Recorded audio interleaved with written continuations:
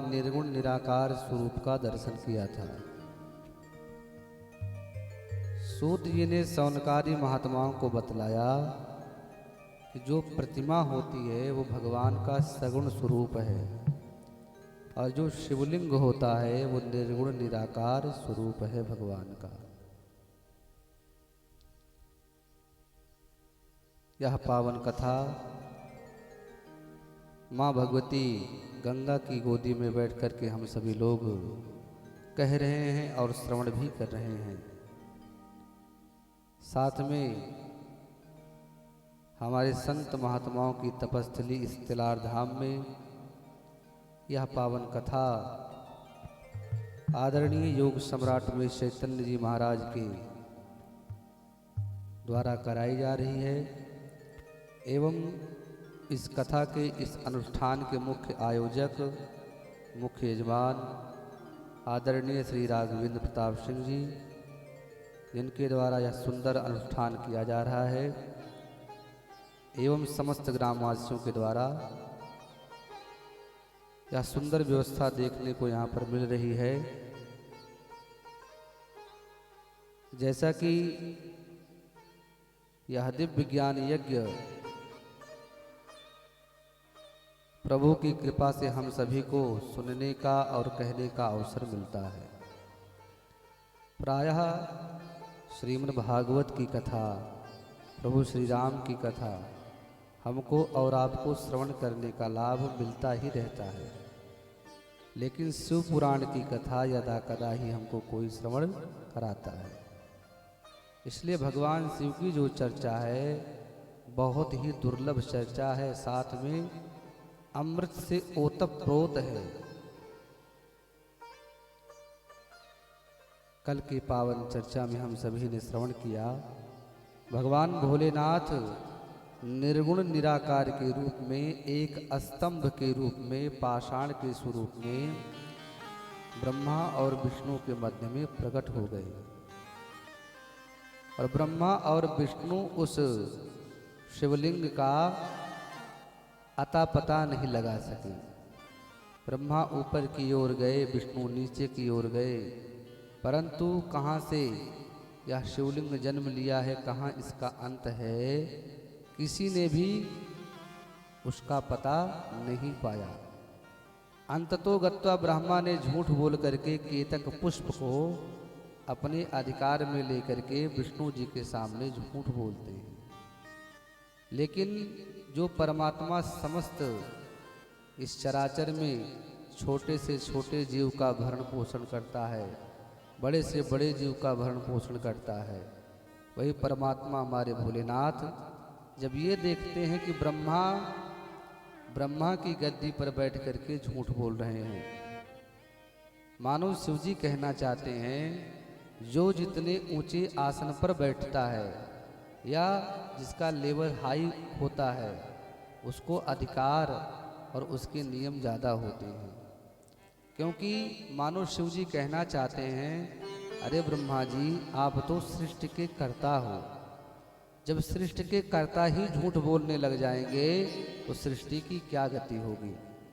अंततो गत्वा भगवान भोलेनाथ ने क्रोध करके भैरव को उत्पन्न किया और उत्पन्न करने के बाद भैरव को आदेशित किया ब्रह्मा का एक सिर काट दो। जिस मुख से ब्रह्मा ने झूठ बोला था उस सिर को भैरव बाबा ने काट दिया, तो ब्रह्मा जी के अब बचे 4 सिर। इधर ब्रह्मा जी बड़े दुखी हुए कि भैरव लग रहा है आज हमको समाप्त ही कर देंगे, लेकिन भोलेनाथ के चरणों में जैसे दंडवत लगाई वैसे ही भोलेनाथ ने मना कर दिया, भैरव रुक जाओ, मारो नहीं। ब्रह्मा को अपने भूल का पश्चाताप हो चुका है। तो अंततो गत्वा भगवान श्री भोलेनाथ नारायण को आशीर्वाद देते हैं तुम मेरे ही समान हो जाओगे और तुम्हारी पूजा समस्त जगत में की जाएगी। और ब्रह्मा को शाप दे देते हैं कि हे ब्रह्मा तूने झूठ बोला है, इसलिए जा मैं तुझको शाप देता हूँ, तुम्हारा इस पृथ्वी पर कहीं भी पूजन नहीं होगा। और आप देखते ही हैं कि ब्रह्मा की कहीं भी कोई भी मंदिर हमारे यहाँ नहीं है। सिर्फ एक जगह पर ब्रह्मा जी का स्थान है। कहाँ पर? पुष्कर में है, जहाँ पर सावित्री और गायत्री माता रूठ करके पर्वत के ऊपर जाकर के बैठी हुई हैं। और वहीं पर ब्रह्मा जी महाराज का बहुत दिव्य स्थान है। उस मूर्ति में बड़ी ऊर्जा है, बड़ा तेज है। प्रायः जब आप राजस्थान जाएं तो ब्रह्मा जी के उस स्थान पर अवश्य जावें। वहाँ पर 3 पुष्कर हैं। एक उत्तम पुष्कर है, एक मध्यम है, एक छोटा पुष्कर है। जो उत्तम पुष्कर है उसमें ब्रह्मा जी हैं, उसके पास में सरोवर भी है। और शास्त्र कहते हैं ब्रह्मा जी ने सृष्टि का क्रम यहीं से ही प्रारंभ किया। और ब्रह्मा जी के पुष्कर स्थान को सभी तीर्थों के गुरु के रूप में जाना जाता है। जैसे चारों वर्णों के गुरु होते हैं ब्राह्मण, चाहे क्षत्रिय होवे, चाहे ब्राह्मण ही होवे, चाहे वैश्य होवे, चाहे शूद्र होवे। जैसे 4 वर्णों के गुरु ब्राह्मण होते हैं, वैसे समस्त तीर्थों के जो गुरु हैं वो पुष्कर नाथ हैं, अर्थात ब्रह्मा जी हैं। तो ब्रह्मा जी महाराज का सिर्फ एक मंदिर है पुष्कर में।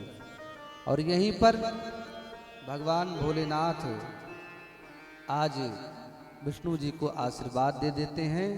और विष्णु जी ब्रह्मा जी उस प्रकट हुए शिवलिंग की पूजा करते हैं। और पूजन करने से भोलेनाथ प्रसन्न हो जाते हैं। प्रसन्न होने के बाद भोलेनाथ कहते हैं, हे ब्रह्मा, हे विष्णु, तुमने आज के दिन जो यह पूजन किया है, जाओ आज से यह दिन शिवरात्रि के नाम से जाना जाएगा। जो पावन शिवरात्रि का भव्य पूजन यहाँ पर प्रतिवर्ष किया जाता है, वह हम लोग 15 तारीख को मनाएंगे। तो वही शिवरात्रि की उत्पत्ति भगवान भोलेनाथ करते हैं फाल्गुन मास के कृष्ण पक्ष की त्रयोदशी के रूप में। बोल शंकर भगवान की जय हो। विष्णु से ब्रह्मा से भोलेनाथ कहते हैं, जो इस दिन हमारा पूजन करेगा वो मुझे कार्तिकेय से भी ज़्यादा प्रिय होगा। कार्तिकेय हैं भगवान भोलेनाथ के बेटे। भगवान भोलेनाथ कहते हैं, जो इस दिन हमारी पूजा करेगा वो मुझे अपने पुत्र से भी ज़्यादा प्रिय होगा। अनाद्यन्तमिदं स्तम्भम् अणुमात्रं भविष्यति दर्शनार्थं हि जगतां पूजनार्थं हि पुत्रकौ। जो इस दिन पूजन करेगा शिवरात्रि के दिन, वह मुझे कार्तिकेय से भी ज़्यादा प्रिय होगा। बोल शंकर भगवान की जय हो। यह पावन कथा सूत जी महाराज सौनकादि 88,000 महात्माओं को श्रवण करा रहे हैं। व्यास जी को सनकादि श्रवण करा रहे हैं और सनकादि को नंदीश्वर भगवान श्रवण करा रहे हैं। यहीं पर भगवान भोलेनाथ की पूजा करते हैं ब्रह्मा और विष्णु। और यहीं पर भगवान ने 5 वस्तुओं की उत्पत्ति करी। सृष्टि स्थितश्च संहार तिरोभावप्यनुग्रह। यहीं पर भगवान भोलेनाथ सृष्टि के विषय में बतलाते हैं और स्थिति के विषय में बतलाते हैं, संहार के विषय में बतलाते हैं और तिरोभाव के विषय में बतलाते हैं, 5वां अनुग्रह के विषय में बतलाते हैं। नंदीश्वर सनकादि से कहते हैं, सृष्टि का मतलब होता है प्रसार करना। जैसे ब्रह्मा को आदेश मिला कि आप सृष्टि जा करके करो, तो ब्रह्मा ने जनमानस का प्रसार किया। तो सृष्टि का मतलब होता है प्रसार करना, बढ़ाना। और स्थिति का मतलब होता है धारण करना। सृष्टि के कार्य को ब्रह्मा जी ने धारण किया, इसलिए उसको स्थिति कहा गया। और संहार का मतलब होता है खत्म कर देना, डिस्ट्रॉय कर देना। संहार का मतलब होता है खत्म कर देना। और उसके बाद भोलेनाथ कहते हैं तिरोभाव। जब यह सारी समष्टि संहार हो जाता है इसका, तो भगवान समस्त सृष्टि को तिरोहित कर देते हैं, अर्थात गायब कर देते हैं, विलुप्त कर देते हैं। और उसके बाद अनुग्रह शब्द आता है। अनुग्रह का मतलब होता है कृपा। जब यह सारी सृष्टि नहीं होती है, तब भोलेनाथ अनुग्रह करके, कृपा करके इस समस्त सृष्टि को पुनः बनाते हैं। बोल शंकर भगवान की जय। ये 5 प्रकार की उत्पत्ति करते हैं। जैसे हमारे यहाँ तुलसीदास जी ने पंच तत्वों के विषय में बतलाया। अर्चित जल पावक गगन समीरा